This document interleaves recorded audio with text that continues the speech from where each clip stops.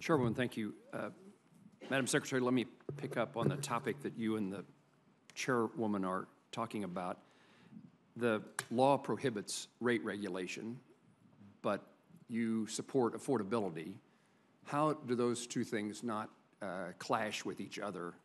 We've had some complaints by stakeholders that you're pressuring states in regard to what they'd call rate regulation. I assume under this is not intended to be pejorative, but the guise of affordability. How do you mesh the prohibition with the insistence that it be affordable? So this, the law, the statute says every state has to provide a low-cost option. That is in the law. The statute also says no rate regulation. So we are doing the best to meet the intent of the law, which is to rate regulation would be, in my judgment, Kansas, you're not going to get approved unless you show us a $30 a month plan. We are not doing that. We are decidedly not engaging in rate regulation. Law says we can't, and I won't, and I'm on top of that.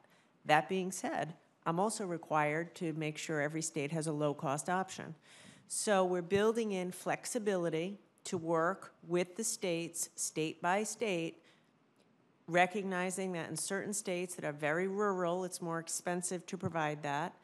And it's working with stakeholders, listening to governors, listening to people on the ground to make sure that we find that balance between affordability but not regulating. And by the way, back to what Senator Shaheen was saying, the $30 a month ACP is essential for this. Because in a state like yours, which is highly rural, it's very expensive to lay fiber.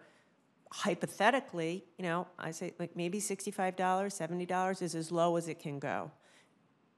That's very expensive for the average American family, and so the $30 a month support is essential. So anyway, long-winded way of saying that's the balance, and I talk to the governors, stakeholders, telecom providers every week to make sure we're striking the right balance. And the support that the various programs, in this case the BEAD program, provides, in this case to states, it subsidizes, it assists in the providing of the service, giving the incentive for companies to provide the service. It doesn't incentivize the $30 a month plan. That's a question, not a statement. No, that's true, yes, right? True, correct. So it is a clash of competing goals. We have to do both. We have to do both. It has to be accessible to everyone and affordable. Let me change topics. I'm concerned about China. One of them, I think perhaps it's known, but I would highlight the role that the U.S. Department of Commerce plays in our national security, our national economic security, our national defense. China is so aggressive in pursuing trade deals around the world. They always seem to be at our expense.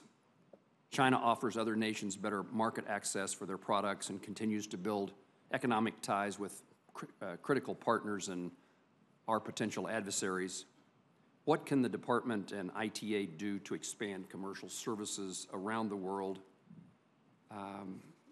Again, China has offices everywhere. How are we competing with China?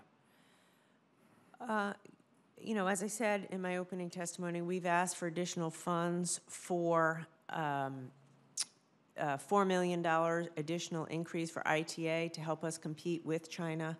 We're asking for additional funds for more export promotion.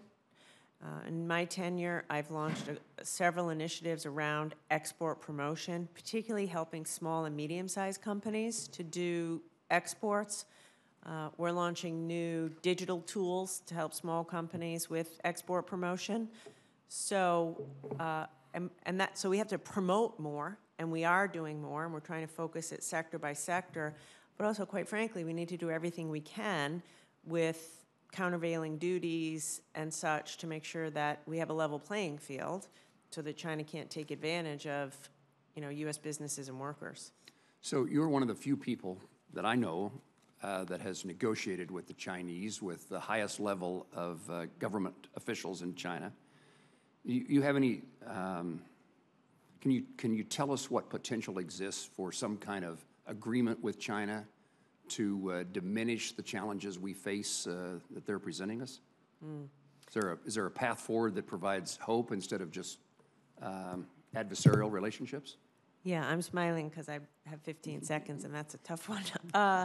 Look, let me say I get this. another round. Let me say this. The president has directed us, I think very correctly, to never negotiate on national security. In fact, when I have met with my Chinese counterparts numerous times, the premier and the vice premier, I have said, on matters of national security, we respectfully refuse to negotiate. And they have asked for us to. They have said, set boundaries around, tell us what's in and out of bounds. And I've said, no, I can't. It changes based upon the threat assessment. Having said that, the president has also directed us to de-escalate, to communicate, and to, as he would say, turn down the temperature. So what I try to do, Senator, is promote where we can. For instance, I've started an export promotion initiative around health and beauty products. Has nothing to do with national security, creates jobs in the United States, keeps a line of communication open. We have to promote where we can, work with them where we can, zealously advocate for U.S. businesses, which I do, because right now they mistreat many U.S. businesses, but never negotiate on national security. And I think that my judgment is being practical, not fiery in the rhetoric, and just try to stand firm, but talk when and where we can.